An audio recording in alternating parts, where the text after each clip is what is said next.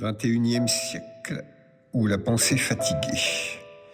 La vision et l'écoute de ceux qui construisent ou se revendiquent de l'élaboration de la pensée de ce nouveau siècle me conduisent à quelques remarques simples.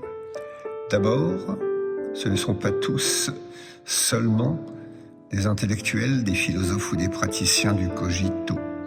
Ils sont aussi journalistes, chroniqueurs TV, scientifiques, artistes et membres du showbiz, politiciens, militaires, médecins et chercheurs. Bref, une jolie basse-cour pour le moins hétéroclite.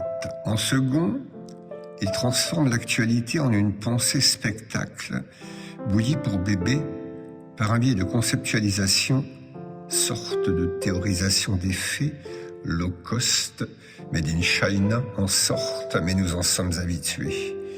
Il en va ainsi de la guerre, des épidémies, des élections, de la rentrée scolaire, de l'économie, du fait divers comme de la sécurité des citoyens. Sans me faire peur, ils me font honte. Enfin, les intellectuels eux-mêmes, en tout cas, ceux qui pourraient se prétendre tels, sont décomposés, à la fois par un soubassement, mais aussi une voûte idéologique qui ont, à eux deux, transformé la pensée contemporaine en un permafrost plus haut que la Bibliothèque nationale de France.